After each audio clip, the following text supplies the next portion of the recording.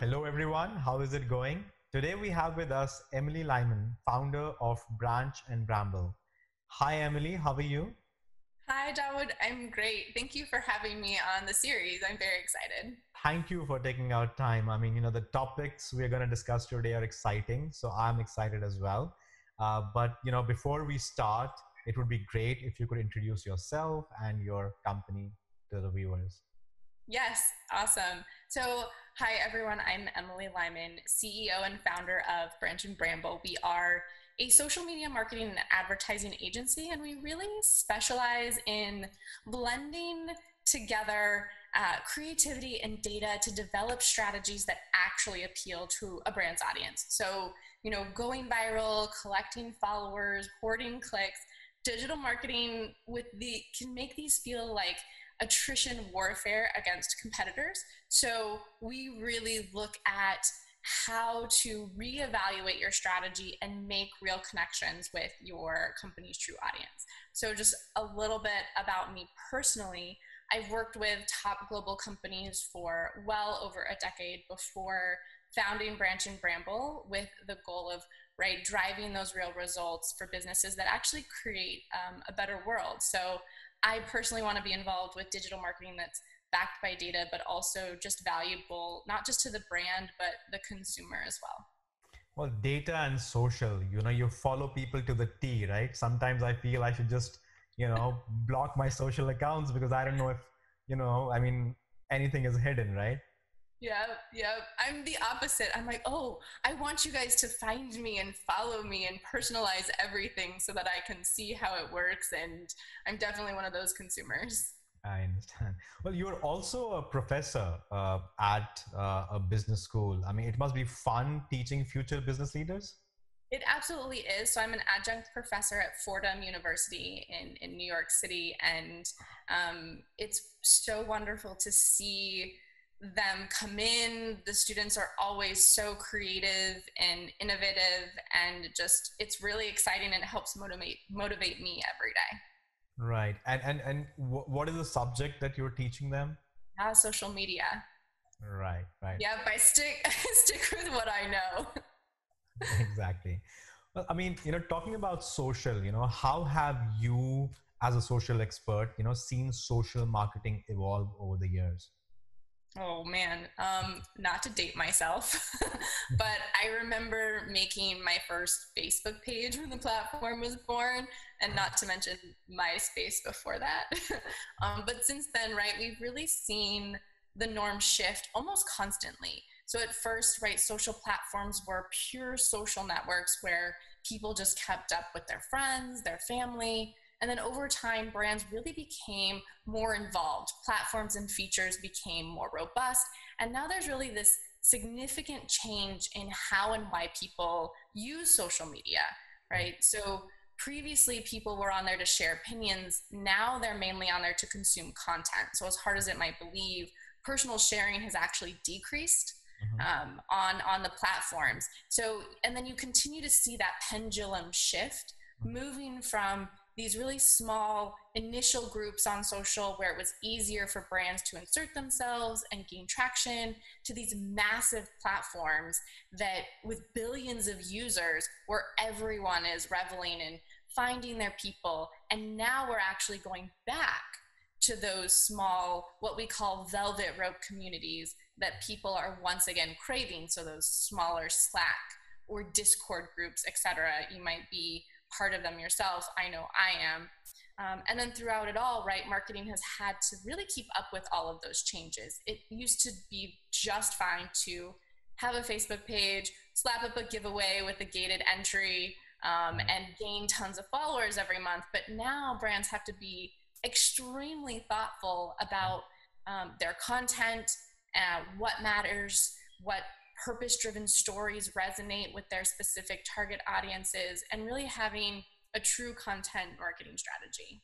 Right. Emily, any particular trends that you have observed over the past few months, with this pandemic in the picture?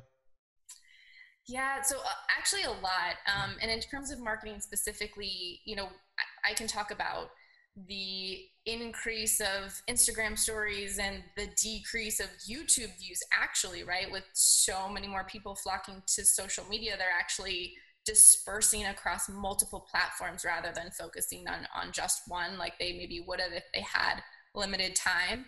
But to me, the most interesting trend is that brand trust has been impacted significantly. So the Edelman Trust Barometer special report, I'm a huge fan of Edelman Trust Barometer. If you guys don't see the report, I highly recommend you go out and follow it every time it comes out. But it shows that 1 out of 3 people have punished brands for how they've responded to the pandemic. And 71% of global respondents say that brands and companies they see placing profits before people will lose their trust forever. Right. So that's Yeah, and I think for for like industries like hospitality, this has been the time where they have to show, like earn that trust, yes, and still keep on promoting so that people kind of, remember them. And, the ads or the, content has to be more related to, the situation. I mean, I remember, I don't remember the name of the company, but, it was hospitality. And, they had an ad which kind of had a tagline, don't worry, be home, be safe, we are here, we're not going anywhere. I mean, that was thoughtful, right? And I mean, I remember it. And, in comparison to, let's say a hotel, which kind of, says that, hey, we have everything, in place, all precautions in place, please come over, which yeah. kind of, is salesy and might not be the right, pitch to kind of, have at this point. Absolutely, it's tone deaf, right? And I think throughout the years, we've all seen companies be tone deaf, but even now, it's more important than ever not to be to Right. check yourself. Right. You also do a very interesting workshop with your clients, where you help find their brand purpose. I mean, tell us more about it.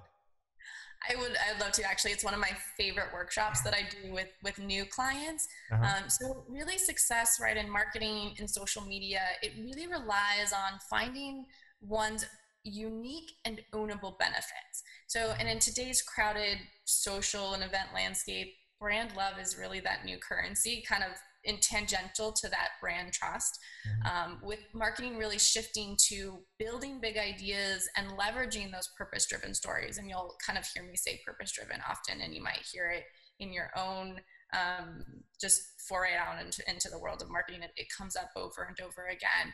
So it kind of instead of shouting the message at everyone, right, this workshop really helps marketers and brands confidently connect with those that are most motivated by what they do. So we sit down for a 6 to 7 hour interactive session. We drill down into their who, what, and why, and then combine those insights with their brand position, their social IQ, to come up with what we like to call their social purpose. What do they talk about? What do they look like? How do they sound and how do they interact?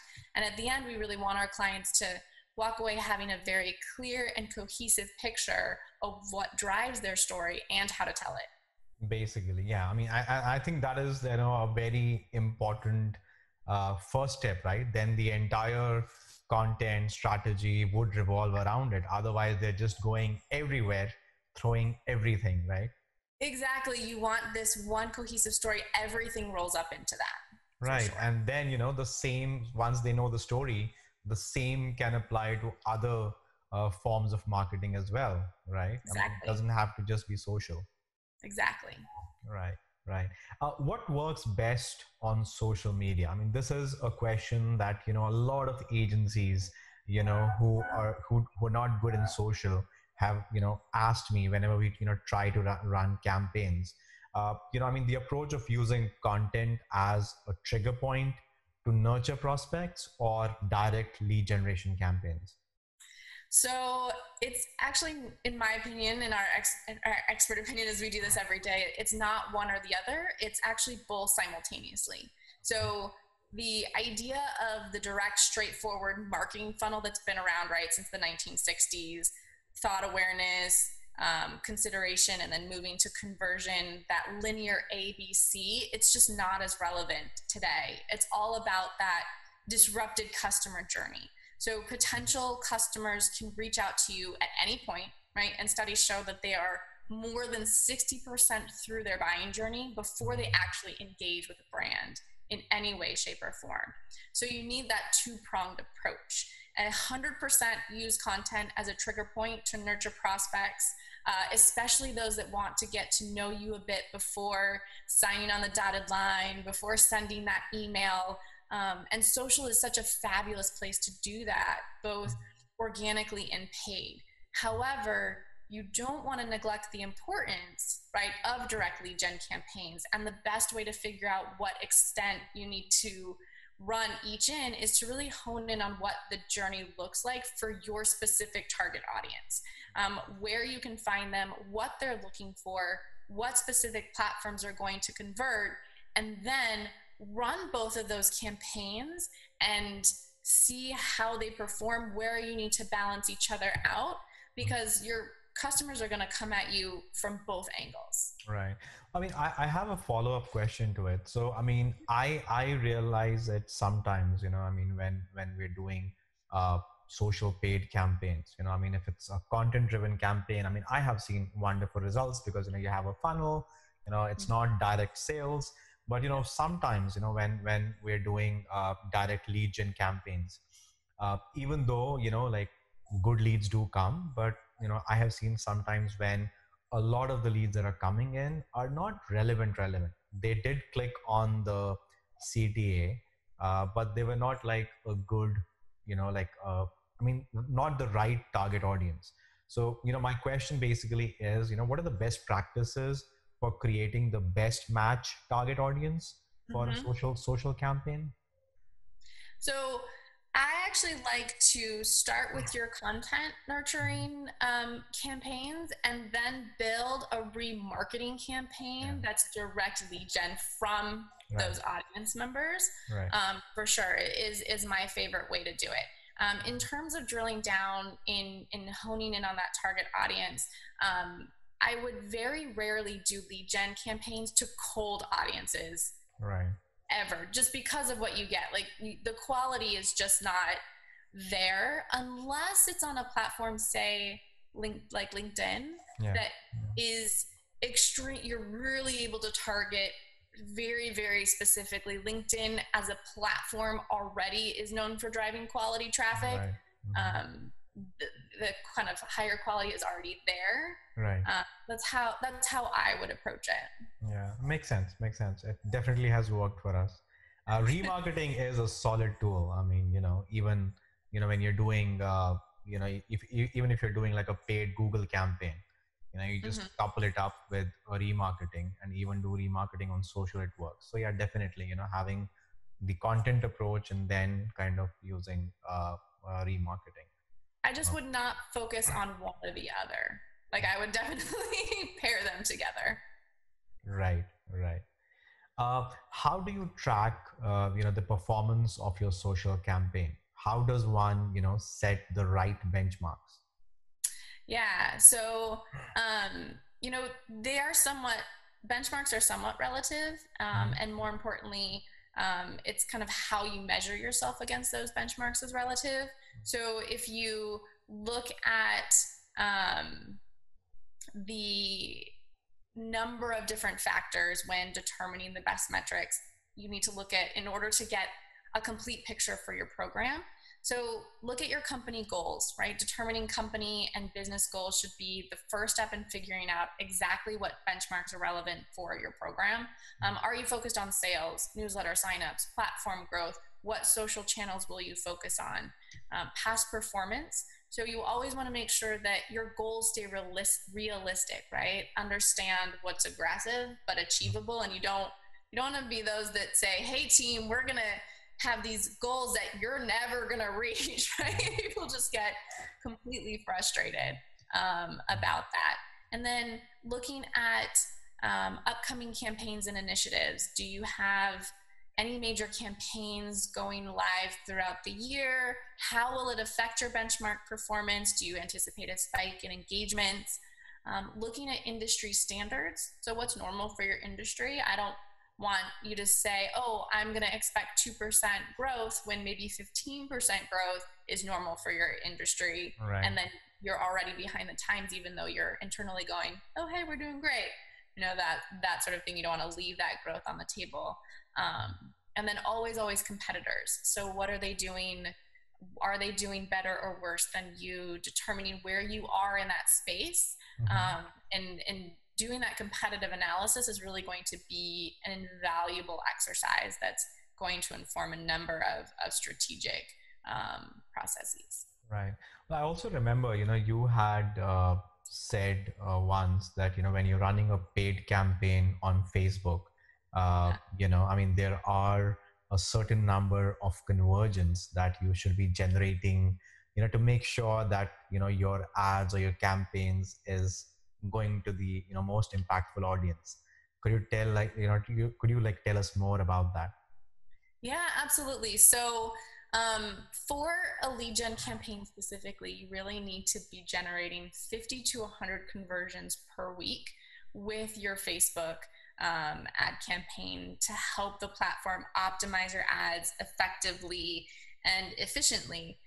Anything less than that, and that's not to say that Facebook isn't going to do a good job, but it's not going to be as smart as it could be with regards to your specific ads. And so then this comes back to really diving into building out your audiences first and foremost when you're running those campaigns, right? So ideally, you build out your campaign. I like to actually build out my audiences first before I build out my campaign goals. Right. That's first and foremost what you should be doing. And from there, you can subset your audience and build out these personas. So we take into account personality, attitudes, interests, lifestyles. On top of that, we then create this initial keyword seed list that's based off that persona. What they will be interested in. Augment those keywords, right? Use Google Trends, SpyFu, analyze competitor keywords and ads, and then layer on your audience activity and demographics to really expand those personas into really highly specific identities. So that's going to look like age, behaviors, web traffic, etc. So that's how you can kind of help get the platform up to those leads, is really starting with that audience targeting. Right. And after you create the audience, then create your content campaigns and your lead gen campaigns. Exactly. Most of them are doing the other way around, right? They create the ads. They create the ads first. They create the content first, and then they create the campaign, the audience, and then make it live. I've had clients, in proposals that we do, and they're like, but wait, why is audience segmentation identification first before the why of the campaign? I'm like, well, you don't know what campaigns to run if you don't know who you're talking to. Right. Well, Emily, what are your thoughts on the statement organic social has died? I have very much thought it's always been alive. I know it's a little bit controversial, and I get into this a little bit, but it is much harder to achieve a successful organic content strategy on certain platforms. Hands down, we recognize that. But what has changed, it's still alive, but the time and resources it takes to build organic engagement, that's really what has changed in my opinion and in my experience. And there's no shortcut. There's no quick fix for organic. There's no overnight. No, there is overnight success, but the majority, right, of campaigns, it's like, we want to go viral. That's very, very rarely the case. So you're either going 100% organic and putting in a lot of time, energy, and resources into content creation, partnership, influence, outreach, starting conversations, or you're putting your resources toward paid to scale at a faster pace. Or, right, you're doing a hybrid model and using both, which is really, in my opinion, the ideal solution. But organic is still alive. It's still there. Right. How do hashtags, improve social media activity? And, what makes a good hashtag? They are absolutely crucial depending on the platform. And, they actually have both external and internal benefits. So they allow you to reach new audiences, join different conversations, really find people where they're most engaged at a certain point in time. But internally, they help you organize, track, and measure the efficacy of your campaigns. So as with anything that you do on social media, your hashtags have to be authentic. They have to be relevant. They have to be timely. And I cannot stress this enough. When you use them, please make sure that the content you attach to them adds value to that hashtag's conversation. I had a marketer who was publishing a book or promoting a book, and one of the authors passed away suddenly, which was heartbreaking. But she's like, okay, now we can promote the book. I was like, please do not do that. Right? Back to your tone deaf. It just be authentic, make sure you add value, make sure you're understanding the topic of the conversation that you're joining. Right. And then always customize and tweak your hashtags based on the platform that you're on, right? Mm-hmm. So your hashtag strategy for Instagram needs to be different than your Facebook hashtag strategy. For Instagram, you should be utilizing, right, all 30 of your hashtag options. Facebook, usually it's just around events, specific campaigns, 1, maybe 2. So I do have some hashtag tools, but I know I'm rambling on. So, I mean, what are your favorite? I mean, top 3 hashtag tools. So I like tagsforlikes.com, and then I like usually the scheduling tool analytics. So Later is a tool that I really love, and they have really great hashtag analytics. And then your tool, right, should always be able to kind of help you analyze the most popular hashtags that are driving engagements around your content. But I also just suggest you go right down the social media rabbit hole. Hop on a platform, scroll through, click on a hashtag to see what's being said, click on a different hashtag within that conversation, et cetera, so that you can see real conversations that are happening and better create and tailor that content. There's just no replacement for that. Right. You're talking about, a scheduling tool, how do you plan your social media post calendar? So our content and the content of our clients is always a mix of scheduled and real-time posts, right? So we structure it this way to maximize efficiencies while still providing room to join conversations as they happen. Mm-hmm. And because you always want a mix of those various content types, curated, third-party, original, user-generated content, we work to develop that strategic content mix that utilizes all types. So based on the frequency of content creation, we write, approve, schedule in batches, or set aside every time during the day to manage the calendar. But to kind of further manage this activity, because if you've ever talked to a social media manager, and I'm sure you have, right, content and social media calendars have a habit of requiring quite a lot of time. Yeah. And they can take up and suck up your day. So we use various data processes and trend analyses to actually build out predictive content calendars based on what people are searching for, Google Trends, et cetera, which allow us to better plan content that resonates with various audiences and that doesn't take up so much time. Right. Well, talking about paid campaigns, I mean, when we're running a paid social campaign, let's say on Facebook, what makes more sense, using a direct inquiry form or, let's say call buttons, or, versus driving traffic to a landing page?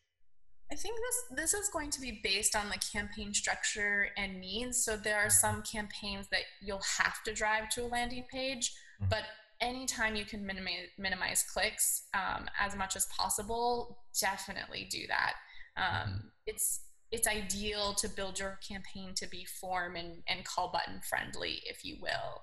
Right. Another option that we like to experiment with is gaining more and more traction and success is a direct message campaign. Okay. So especially since more and more consumers are looking to interact with a brand via Messenger, there are generally 2 ways to do this. So you can set up a Facebook comment guard, which will direct message anyone who comments on your post. And then once they respond to that message, through that interaction, you're not only get the engagement on the post, you're going to receive name and email information that you can subsequently add to a drip campaign. And then you can skip that commenting part, go straight to direct message by using that send a message ad call to action, and generate leads in that manner. Right. What are your thoughts on, influencer marketing? Does it help every business? There are a few industries that don't often benefit from influencer marketing for sure. Legal services, for instance, anything that's really highly regulated.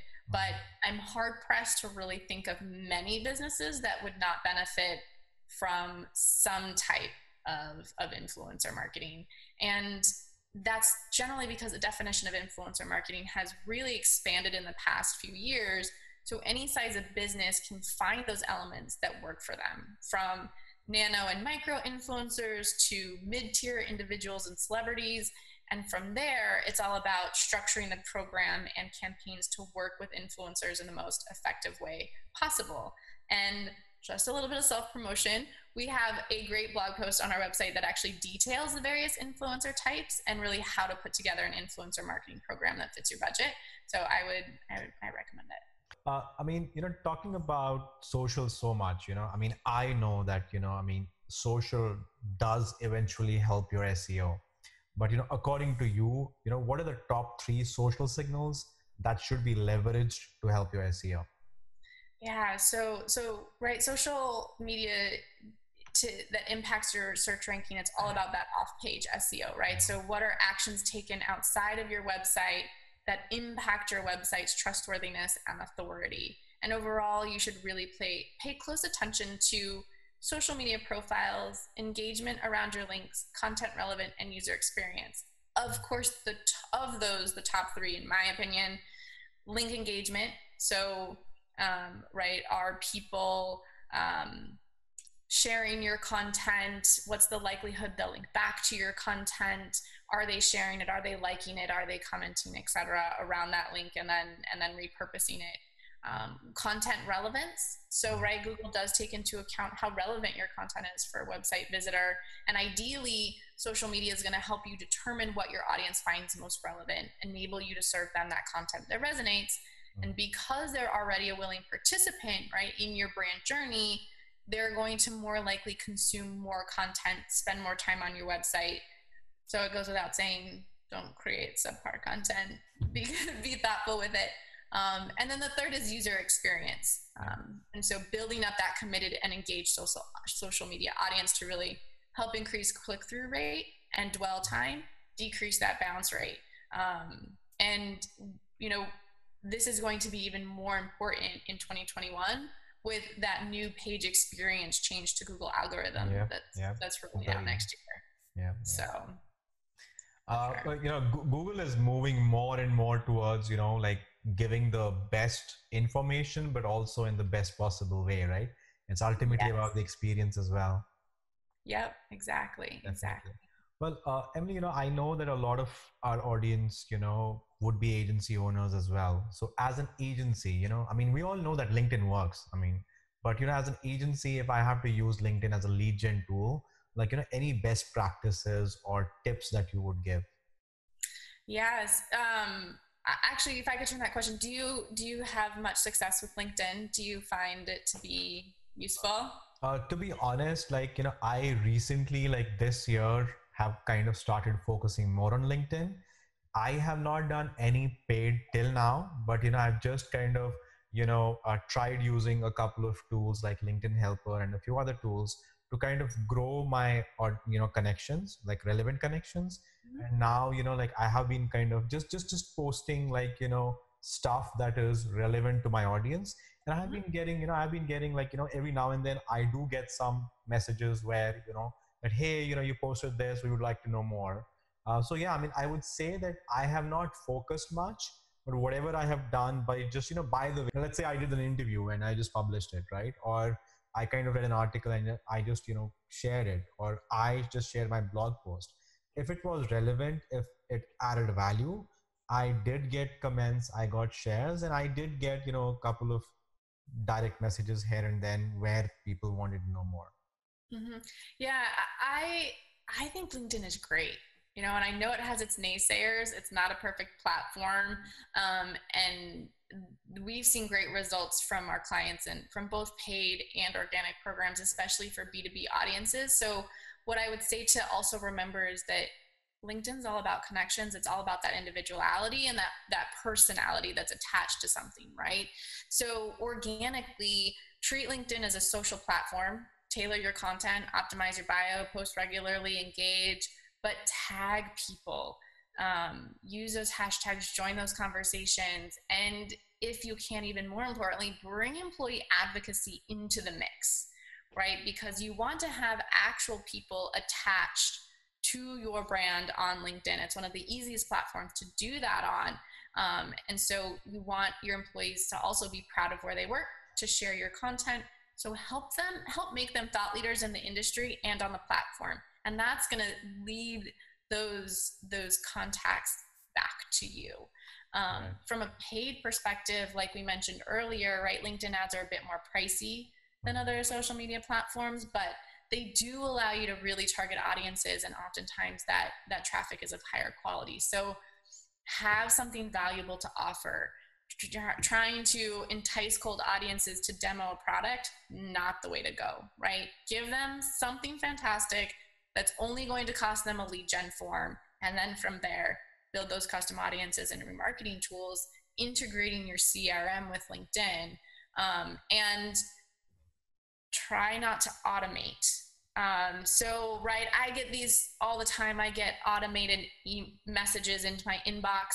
I know that they're automated. In fact, I don't know if you've seen that going around, but if you put a little emoji in front of your name, you can tell when people are automating it, right? Yeah. People are wise to this. So, but if you reach out to truly make a connection with people and be interested in them, I think that is what has really benefited us on the platform. Right. Well, what is the biggest challenge you have come across during your career? Oh man. So I would say gaslighting. And I don't want to kind of go into the details, but it lasted for a good bit of time. I tried the HR route, the boss's boss route without any success. And I really struggled with imposter syndrome, just a lack of confidence, that constant feeling that it wasn't good enough despite the successes that I achieved, because I had these people saying, oh, good job. But then I had a direct supervisor, saying the exact opposite and never kind of validating my work. And that was really challenging. Right. I'm sure it was. Well, Emily, thank you so much for your time. I know, you're short on time. I'll definitely try catching you again sometime. But before you go, any special tip that you can give our audience, that they can implement and gain benefits from?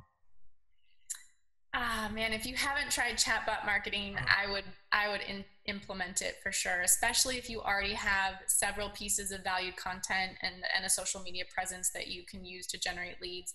It's fairly simple to put up as long as you already have that content in place. Put up a Facebook comment guard, spend a couple $100s on boosted posts to that targeted audience, and analyze the traction.